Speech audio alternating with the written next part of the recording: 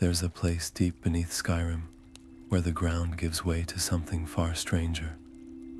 A hidden world of glowing caverns, ancient secrets, and whispers of forgotten magic.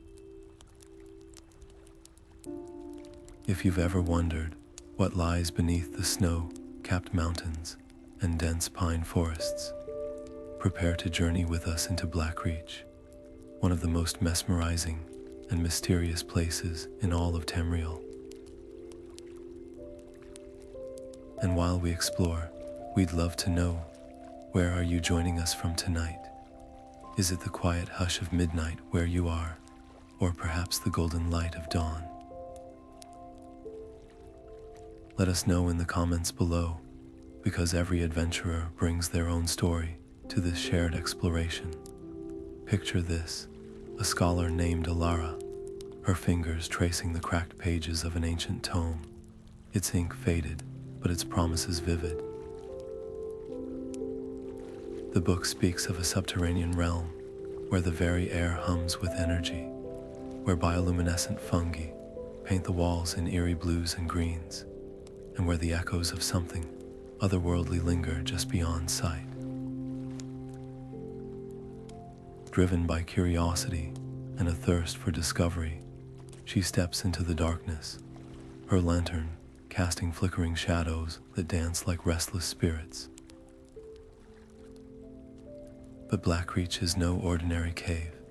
It's a labyrinth of wonders and warnings, where every footfall could reveal a marvel or awaken a danger hidden for centuries. What would it feel like to stand in a place like that? To feel the cool, damp air on your skin, to hear the distant chitter of creatures you can't quite see, to know that beneath your feet lies a history so old it predates the very empires above. That's the magic of Blackreach, a realm that feels alive, breathing with secrets waiting to be uncovered. And as we follow Elara's journey, we'll unravel the mysteries of this underground marvel together, from its towering fungal forests to the haunting ruins left by a civilization long gone.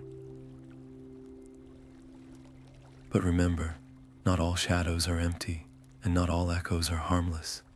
So light your lantern, steady your nerves, and let's step into the depths. The wonders and the warnings of Blackreach await. The cavern stretches endlessly before Alara, its walls shimmering with an otherworldly glow, as if the night sky itself had been pulled underground. Above her, clusters of luminous crystals dangle like frozen constellations, casting shifting patterns of blue and violet across the ancient stone. The air hums faintly, charged with a strange energy that prickles against her skin, a whisper of the Dwemer's long-lost technology still lingering in the darkness. Carefully, she unsheathes her charcoal and parchment, her fingers trembling slightly as she traces the jagged lines of a half-collapsed archway, its runes worn smooth by time. There's a story etched into every curve of the metalwork, a language of gears and glyphs that even the most learned scholars struggle to decipher, but the scrape of rusted armor against rock slices through the silence. Elara freezes, her breath catching as a hunched figure shuffles into view, a Falmer, its pallid skin stretched tight over sinewy limbs, its blind eyes somehow still piercing in the gloom. The creature sniffs the air, its head tilting like a predator, catching a scent. Heart pounding, she presses herself deeper into the shadows behind the pillar, her fingers curling around the hilt of her dagger. The Falmer don't just hunt, they remember, and the ruins they slink through, those aren't just ruins to them. This was their home long before the Dwemer twisted them into something else. The scout moves on, its footsteps fading into the echoes of dripping water. Alara exhales slowly, but the tension doesn't leave her shoulders. Blackreach isn't just beautiful. It's alive with danger, every corner hiding relics of a war waged centuries ago. Ahead, a narrow bridge spans a chasm, its metal groaning under an unseen weight. Beyond it, a towering structure pulses with a faint orange light, something mechanical, something still working. What could possibly be powering it after all this time? And more importantly, what's it guarding? The answers might lie deeper in the darkness, where the glow of the crystals grows dimmer and the whispers grow louder. The clatter of the rock fades into the cavern's depths, but the silence that follows feels heavier than before. Alara's pulse thrums in her ears as she watches the Falmer vanish into the gloom, its twisted form melting into the shadows. For now, she's safe, but the encounter lingers like a warning. This isn't just an expedition anymore. It's a race against time, against the creatures that call these ruins home, against the weight of history itself. She presses forward, her boots whispering over moss-slick stone. The air grows thicker here, laced with the metallic tang of ancient machinery, and something else, something organic, like the scent of damp earth after a storm. The walls begin to change, their surfaces etched with intricate patterns that spiral outward like frozen lightning. These aren't mere decorations. They're conduits, channels for whatever energy once powered the Dwemer's impossible creations. Elara runs her fingers along the grooves, half expecting them to hum beneath her touch, but the only sound is the distant drip of water, a slow, rhythmic pulse echoing through the cavern. Ahead, the path narrows, funneling her toward a massive door, its surface carved with interlocking rings and symbols that seem to shift in the flickering light. The central chamber, the tome described it as the heart of Blackreach, a vault of knowledge sealed away by the Dwemer in their final days. But the door isn't just closed. It's guarded. The scattered bones at its base tell their own story. Some are old, bleached white by time. Others are fresher, still clinging to scraps of leather and rusted buckles. Adventurers, scholars, fools, all drawn to the same promise, all met with the same fate. Alara's hand hovers over the door's mechanism, a series of levers and gears tarnished with age. One wrong move, and whatever traps the Dwemer left behind will claim another victim. But the real question isn't how to open the door. It's what's waiting on the other side. The tome spoke of a sky within the earth, of a power so vast it could rewrite history. Whether that's a metaphor or a literal truth, she's about to find out. The gears groan as she pulls the first lever, and the chamber's ancient machinery stirs to life with a sound like a waking beast. Somewhere in the darkness behind her, something answers. The choice seems simple at first: down into the fungal glow, where the air smells sweet and thick, or up toward that precarious bridge, with its view of the cavern's sprawling depths. Elara hesitates only a moment before turning toward the climb. Heights mean visibility, and right now, knowing what's ahead feels more vital than caution. The bridge's stones are uneven, their edges worn smooth by centuries of dripping water, and as she steps onto the first slab, it shifts slightly beneath her weight. A bad sign, but the alternative is descending into that eerie luminescence, where who knows what waits in the pulsing shadows. She moves carefully, testing each step before committing, her fingers brushing the damp wall for balance. The higher she climbs, the wider Blackreach unfolds below, a breathtaking tapestry of glowing spires and winding rivers of crystal clear water, reflecting the bioluminescent ceiling. For a heartbeat, it's easy to forget the danger.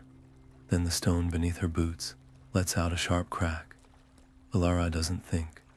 She throws herself forward just as the bridge's center crumbles away, crashing into the chasm below in a roar of dust and splintered rock. She lands hard on the remaining ledge, her ribs aching, her hands scrabbling for purchase on the slick stone. When the echoes fade, the reality sinks in. The way back is gone. Ahead, the bridge's remnants lead to a narrow archway, its Dwemer metalwork twisted like frozen vines. Behind her, the drop is sheer enough to make her head spin. No retreat, no second guesses, just the path forward into whatever lies beyond that arch. The air here tastes different, sharper, charged with a metallic tang that prickles on her tongue. It's the smell of active machinery, of something still running after all these years. And if the bridge was this unstable, what does that say about the rest of the structure? Every step now is a gamble, but the alternative, standing still, isn't an option. Somewhere beyond that arch, answers wait, and so, likely, do new dangers. The question isn't whether to go on, it's whether she'll survive what she finds. The river below shimmers with an unnatural glow, its currents swirling with patches of luminous algae that pulse faintly, like a slow heartbeat. Elara crouches at the water's edge, her reflection fractured by the ripples as she dips her canteen beneath the surface. But the moment the liquid touches her lips, she recoils. The taste is wrong. Not just stale or mineral heavy, but sharp, almost electric, as if the water itself has been tainted by whatever ancient machinery still hums beneath these stones. She spits it out, wiping her mouth with the back of her hand, her throat burning. Then the sound begins, a low, grating whir, like metal scraping against metal, echoing from the cavern wall beside her. She whirls around just in time to see a section of the rock shudder, then split apart, revealing a hidden door slick with condensation. The Dwemer mechanism powering it is a mess of rusted gears and frayed cables, yet somehow, impossibly, it still functions. The door grinds open inch by inch, releasing a gust of air so cold it makes her breath visible. Inside, the chamber is small, barely more than an alcove, but at its center stands a pedestal, and atop it, a crystal.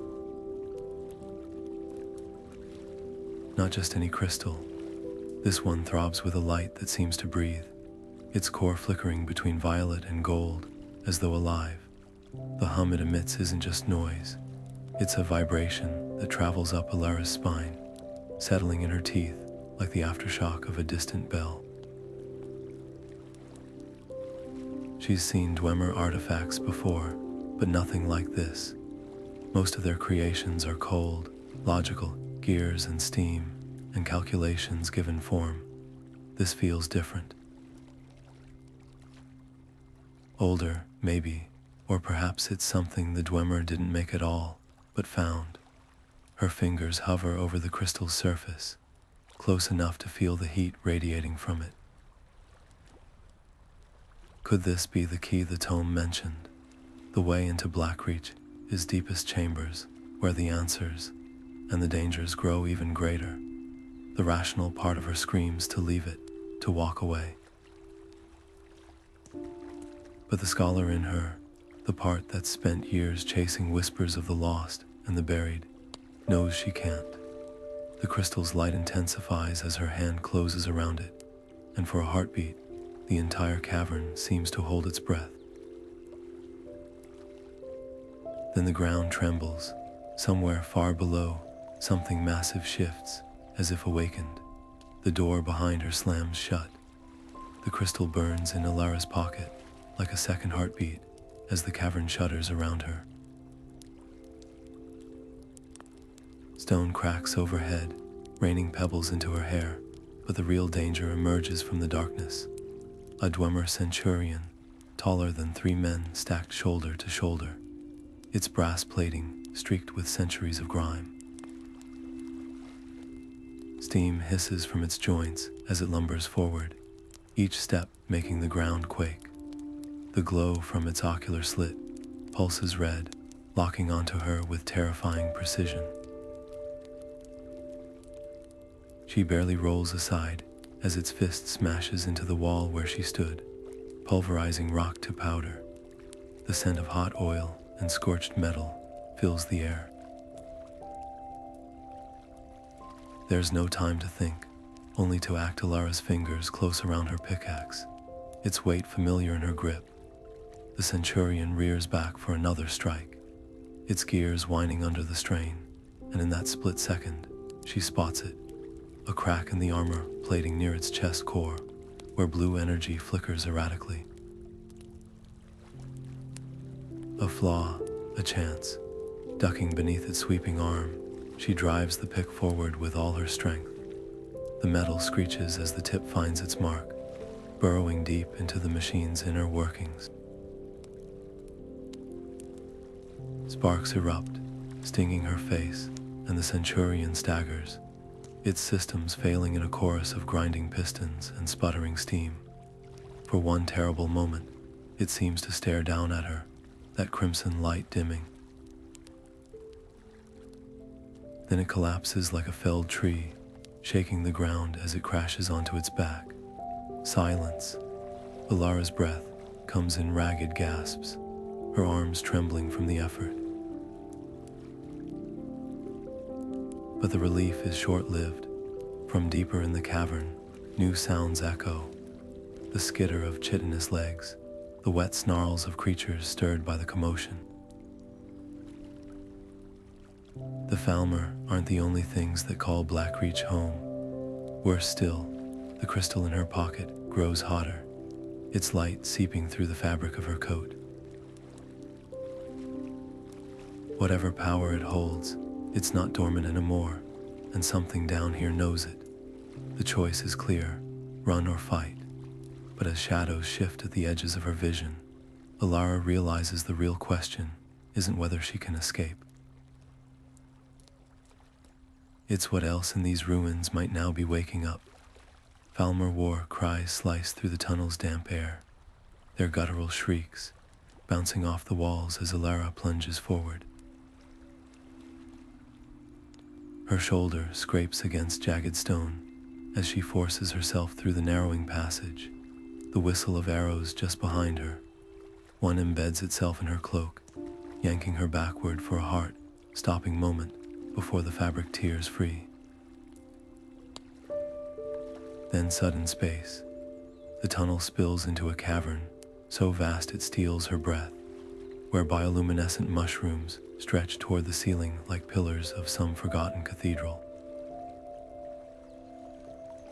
Their caps pulse softly, casting shifting light over pools of water so still they look like glass.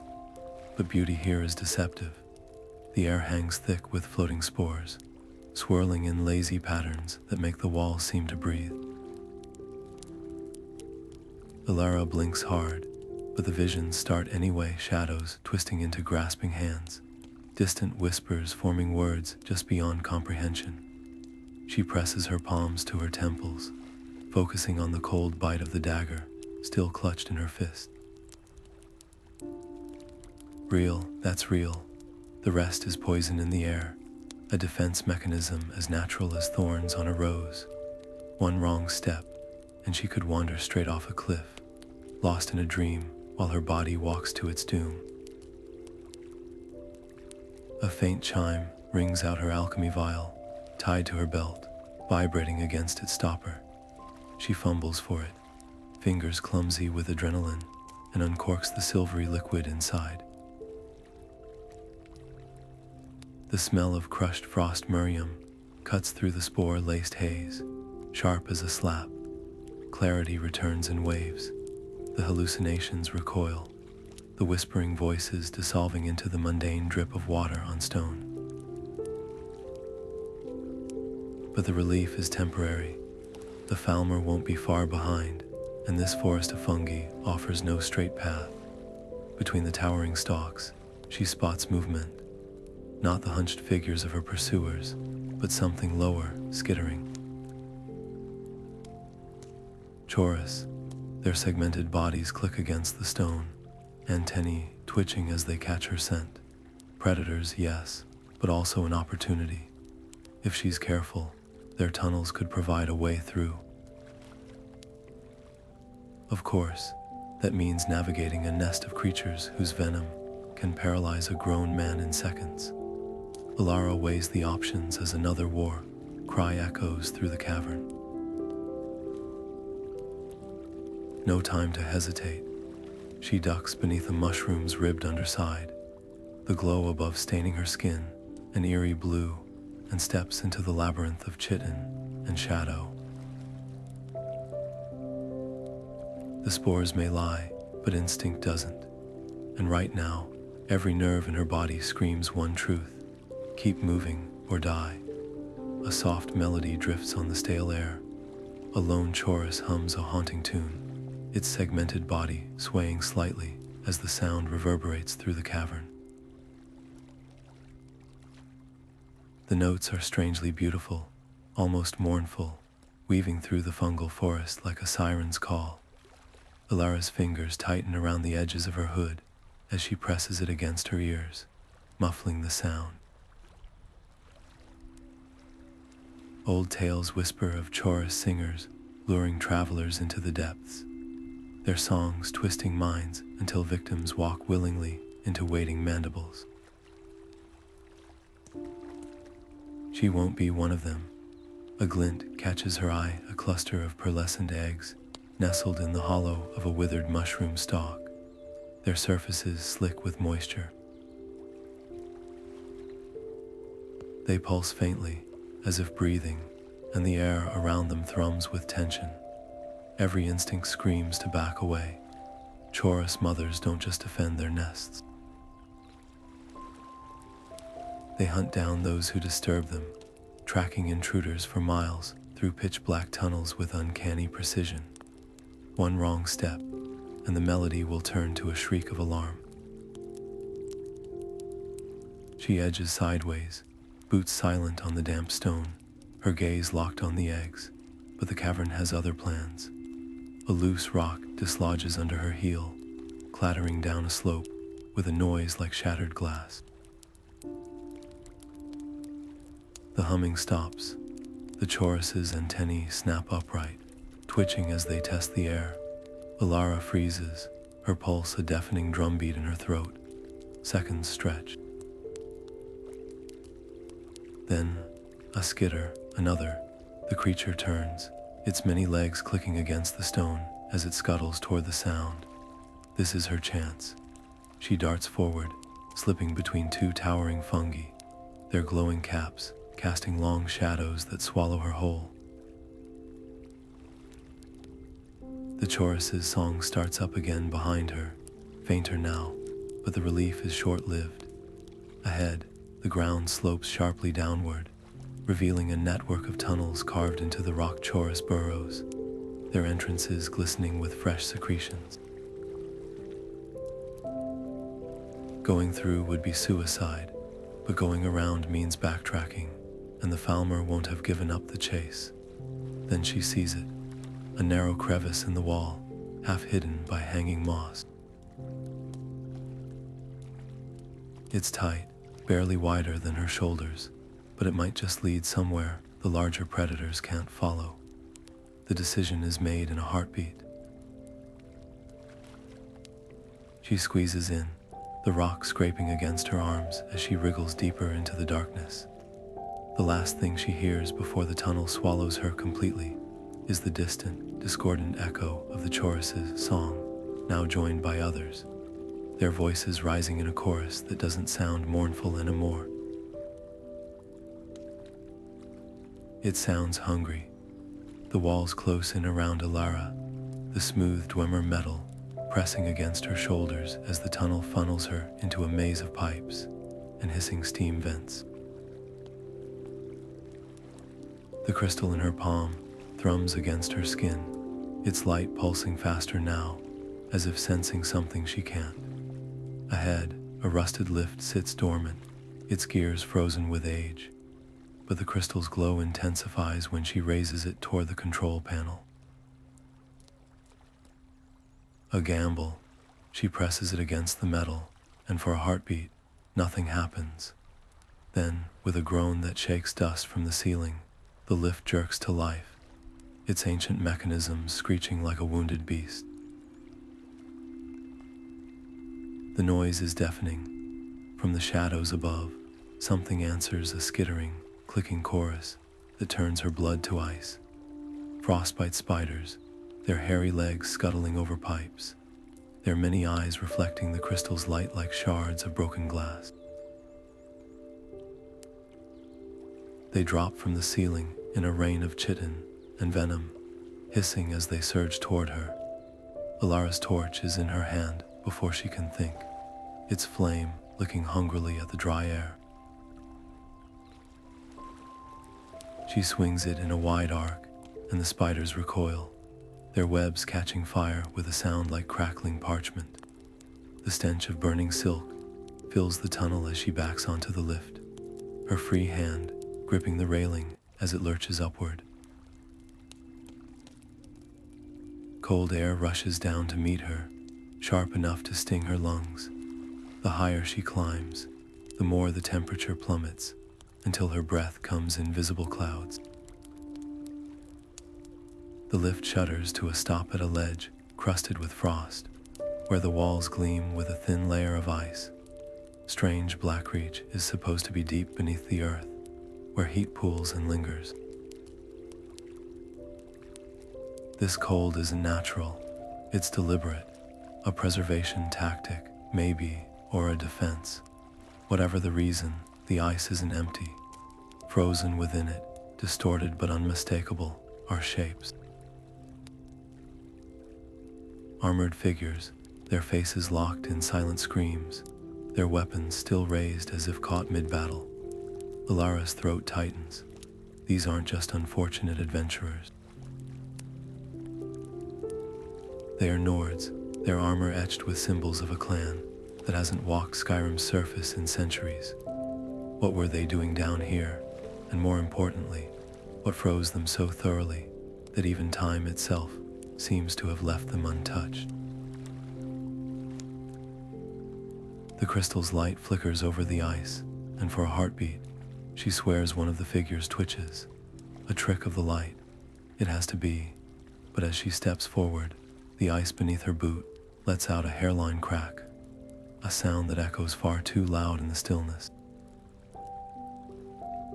Somewhere below, the spiders have gone silent. The only noise now is the slow, relentless drip of melting ice, and something else, a breath, not hers. The door's runes shimmer under the crystal's glow, their angular script twisting like serpents, frozen in metal. Alara's fingers trace the markings, her lips moving soundlessly as she matches the symbols to the brittle pages of her tome. Left to right, top to bottom, the Dwemer love their order, their logic, but this isn't just a lock. It's a test. The crystals embedded in the door aren't mere decorations. They're lenses, each one humming at a different pitch when she brushes them with the artifact in her hand. One vibrates like a struck bell, another lets out a low, mournful whistle. The last remains silent until she turns the crystal just so, aligning its facets with the beam of light, cutting through the chamber's gloom. A sharp click echoes through the cavern, followed by the groan of ancient gears straining to life. The door splits down the middle, its halves sliding apart with a hiss of released pressure. Beyond it, the air crackles with energy, thick with the scent of ozone and something older, damp parchment, maybe, or the metallic tang of long-cooled forge fires. The chamber within is vast, its ceiling lost in shadows, but the floor is a mosaic of glowing blue lines, pulsing in time with the crystal's rhythm. Dwemer machinery litters the space, some intact, others reduced to skeletal frames, their purpose unclear even to a trained eye, but the centerpiece stops her breath. A sphere, floating effortlessly above a pedestal, its surface rippling like liquid mercury. It reflects nothing, not the room, not her face, just an endless swirl of colors that shouldn't exist, depths that pull at her vision until her eyes water. The tome called it the Eye of Emzark, but no description could prepare her for the weight of its presence. It doesn't just sit there, it watches. A sound shatters the silence, a scrape of metal on stone. Elara spins, dagger drawn, but the chamber remains empty. Then she sees it, a single brass cog, rolling lazily across the floor toward her. It shouldn't be moving. There's no slope, no draft, yet it comes to rest against her boot, vibrating faintly. Above, the sphere's surface churns faster, its colors bleeding into something darker. Something hungry. The door behind her slams shut with a finality that rings in her bones. The test isn't over, it's just begun. The Golem's awakening isn't slow, it's instantaneous. One moment, the towering figure is nothing more than a dust-covered sentinel, its brass plating dull in the flickering torchlight. The next, its eyes blaze crimson, casting jagged shadows across the chamber as its massive fists uncurl with a screech of long stagnant gears. Elara barely stumbles back in time as its first swing cleaves the air where her head had been, the force of the blow sending cracks, spider webbing through the stone floor. This isn't just a guardian, it's a relic of the Dwemer's cruelest ingenuity. The Golem doesn't tire, it doesn't hesitate. Every movement is calculated, its glowing gaze tracking her like a hawk sighting prey. She ducks behind a pillar just as another fist smashes into it, sending shards of rock exploding outward. The Lexicon sits untouched on its pedestal mere feet away, its surface etched with symbols that writhe under the pulsing light of the chamber's central crystal. Close enough to taunt her, too far to reach alive. Then she notices the steam. Thin jets hiss from vents along the walls, their pipes groaning under centuries of pressure. A plan forms faster than fear. Sprinting toward the nearest vent, she waits until the Golem's shadow engulfs her before diving aside. Its fist plows straight into the piping, and the resulting explosion of scalding vapor envelops its arm in a cloud of white. The metal warps instantly, joints locking with a tortured shriek. One advantage gained. The next minutes blur into a deadly dance, luring the construct toward weakened pillars, dodging as they collapse onto its limbs, using every scrap of knowledge she's gathered about Dwemer engineering against its creators. When its leg buckles under the weight of a shattered archway, she strikes. Her pickaxe finds the gap between its chest plates, once, twice, until something inside sparks violently. The Golem staggers, its light flickering like a guttering candle. Then, with a final, shuddering groan, it crashes to its knees, then onto its face, the impact shaking loose a rain of dust from the ceiling. Silence. Elara's hands tremble as she steps over the fallen guardian, her boots crunching on scattered gears.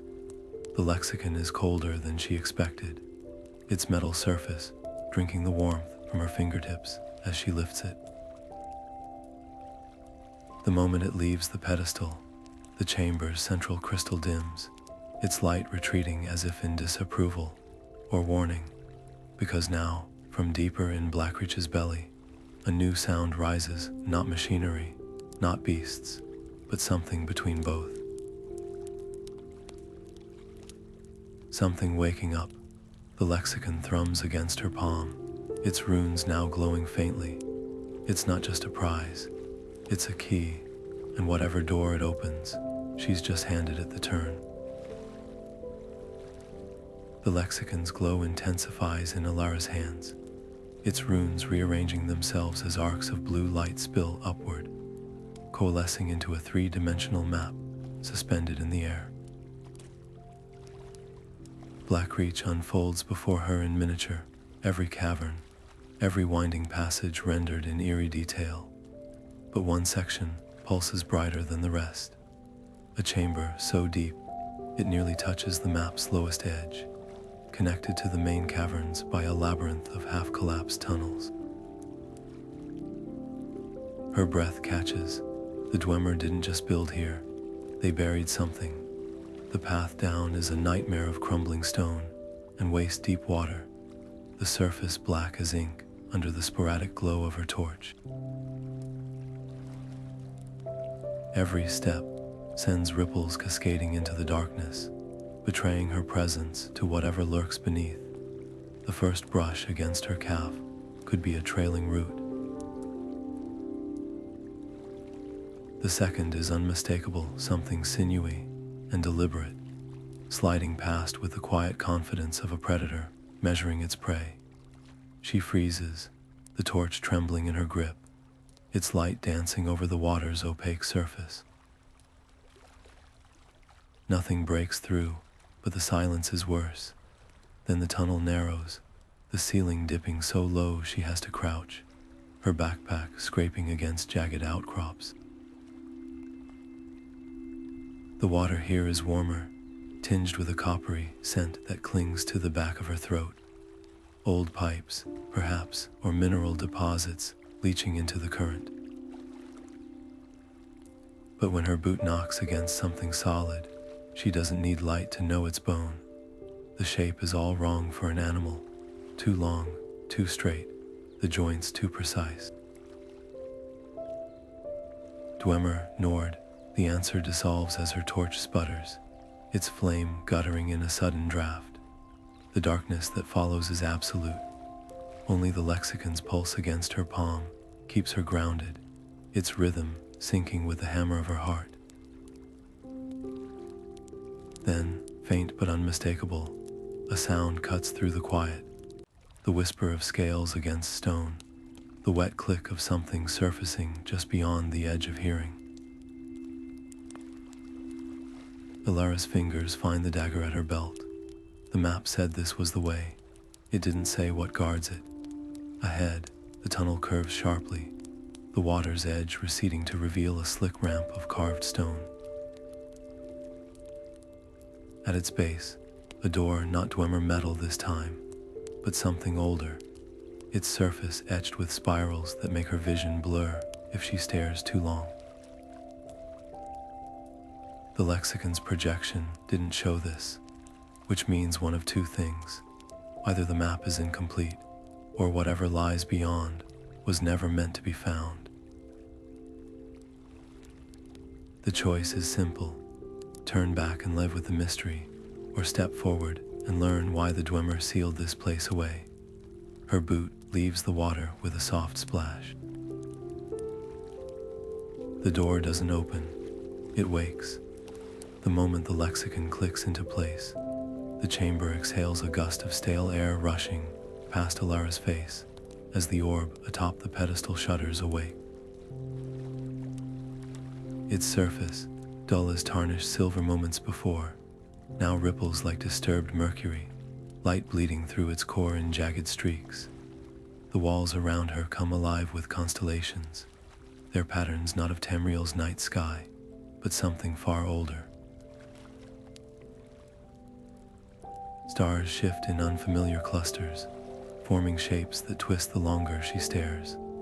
A serpent swallowing its own tail, a tower split by lightning, a wheel with 8 broken spokes. The air itself vibrates with a deep, resonant hum, the sound settling in her molars like the aftershock of a tolling bell. Then the shaking starts, not the tremors of collapsing stone, but something deliberate, mechanical. A section of the far wall grinds open, its edges gleaming with freshly exposed metal, untouched by time's corrosion. Beyond it lies a vault, its shelves overflowing with scroll cases of darkened glass and cuboids of brass, etched with minute, swirling script. Dwemer knowledge, preserved with terrifying precision, but it's the center of the room that steals her breath. A massive, crystalline apparatus, its innards alive with swirling blue mist. The mist moves against the pull of gravity, coalescing into shapes. A face, a hand, a schematic for some impossible machine, before dissolving back into the current. Elara steps forward, her shadow stretching long across the vault's floor, and the moment her boot crosses the threshold, the apparatus flares.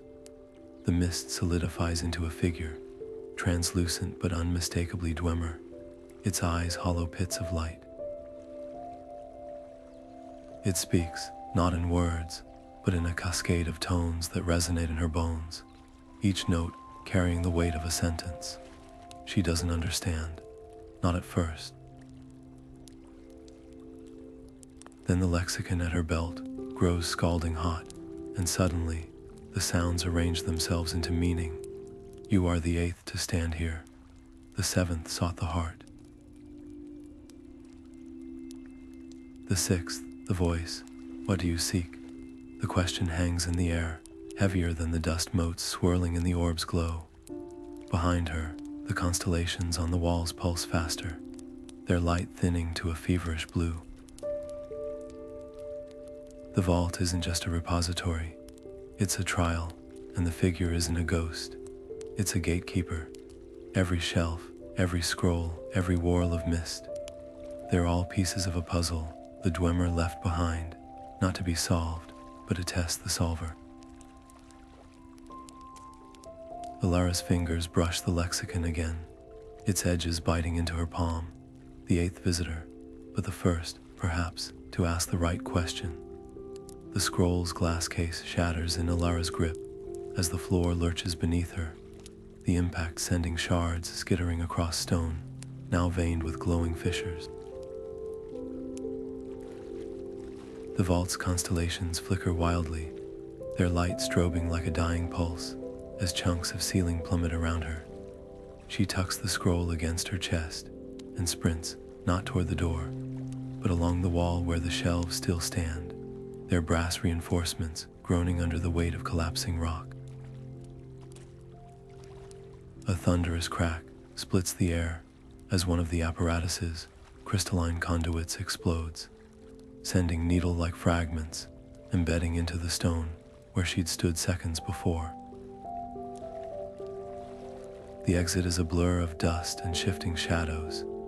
She's almost there when the world tilts again, sending her crashing to her knees. Above her, a support beam shears free from its brackets, its metal screaming as it plummets down only to lodge diagonally across the doorway, sealing her in with a finality that echoes in her bones. Trapped, the air thickens with powdered stone, each breath scraping her throat raw. Behind her, the vault's central apparatus convulses, its blue mist now laced with tendrils of Inkai black, swirling like oil and water. The ghostly Dwemer figure distorts, its features stretching into something grotesque as the tones it emits warp into a dissonant screech. Alara's fingers find the lexicon still strapped to her belt, its surface searing against her hip. The scroll in her other hand remains intact, its parchment oddly cool despite the chaos. A way out. There's always a way out. Her torch lies shattered somewhere in the rubble, but the lexicon's glow pulses brighter as she rips it free, casting jagged shadows over the collapsed beam. Too heavy to lift, too unstable to climb, but the wall beside it, that's not solid stone.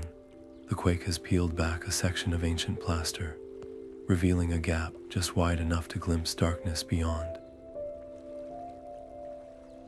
A servant's passage, a drainage tunnel, doesn't matter, it's moving. She wrenches a jagged piece of brass from a shattered shelf and stabs at the weakened wall, prying loose chunks of mortar until the hole widens. Behind her, the apparatus lets out a sound like 100 shattering mirrors. She doesn't turn, doesn't hesitate, shoulders through the gap as the ceiling finally gives way. The roar of collapsing stone, swallowing the last of the vault's dying light. The tunnel beyond is narrow, damp, and blessedly intact, but the tremor doesn't fade. It deepens, rhythmic now, like the footfalls of something colossal stirring in Blackreach's heart. And the scroll in her hand, it's vibrating, not from the quake, in answer. The rock bites into Elara's palms as she drags herself forward, the crevice's jagged edges tearing at her sleeves. Behind her, the thunder of collapsing stone shakes the tunnel, sending a cloud of dust billowing past her face. She coughs, spitting grit from her mouth as she finally tumbles free, straight into the dim glow of a passage she recognizes. The exit. The surface is close enough to taste. The air here lighter, cleaner. For a heartbeat, she allows herself to slump against the wall, her lungs burning. Then the sound comes, not the groan of settling rock, but the wet, guttural clicks of Falmer's speech echoing down the tunnel. Close, too close. They've picked up her scent, or maybe the collapse itself has drawn them like carrion birds to a fresh kill. Her pack is gone, crushed under tons of stone, along with most of her supplies. All she has left is the Lexicon tucked against her ribs and the dagger strapped to her thigh. Not enough for a fight, but maybe, just maybe, enough for a distraction. She lunges forward, her boots slipping on loose shale as she rounds a bend. The tunnel forks here, one path sloping upward toward a sliver of daylight, the other plunging back into darkness. A trap would be too obvious. The Falmer know these tunnels better than she knows the streets of Whiterun, so she does the unexpected. Instead of fleeing toward the surface, she veers into the dark, snatching a fist-sized rock from the ground as she goes. 10 paces in, she hurls the rock down the left-hand passage. It clatters loudly, bouncing off the walls with a noise that might as well be a dinner bell. The Falmer shrieks shift, their footsteps scrambling toward the sound. Elara doesn't wait. She sprints back the way she came, her muscles screaming as she takes the upward path 2 steps at a time. Light floods the tunnel ahead, real sunlight, thin but glorious after days in the gloom. A shadow moves at the edge of her vision. She twists just as a Falmer arrow embeds itself in the wall where her throat had been. The Arbor stands silhouetted in the tunnel mouth, its milky eyes unseeing, but its aim deadly accurate. No time to think. Alara ducks low, charging forward as the creature knocks another arrow. Her dagger finds its mark first, a swift, upward thrust beneath the ribs. The Falmer crumples with a choked gurgle, but its death cry will bring the others running. The surface air hits her face like a slap, crisp with pine and snow, freedom. But as she stumbles into the sunlight, the Lexicon at her side gives a sudden, violent pulse. Behind her, the mountain itself seems to shudder, a deep, resonant groan rising from the depths. Blackreach isn't done with her yet, and whatever she's awakened down there. It's following. The steam hisses like a living thing, billowing through the tunnel in a scalding, tide as Elara throws her weight against the rusted lever. Metal shrieks, pipes groan, and for one terrifying heartbeat, nothing happens. Then the vents erupt, swallowing the Falmer's guttural cries in a deafening roar of white-hot vapor. She doesn't wait to see if it stops them, she's already running, her boots skidding on damp stone as the cavern trembles around her. Every breath sears her lungs, but the flicker of daylight ahead is real this time, a thin golden ribbon slicing through the darkness. Her fingers scramble for purchase on the jagged rock, nails splitting as she hauls herself upward toward that sliver of sky. Behind her, the mountain groans, its ancient bones protesting as the tunnel collapses in on itself. Stone bites into her knees as she wriggles through the gap, the world narrowing to the ache in her arms and the taste of blood in her mouth. Then, sudden weightlessness.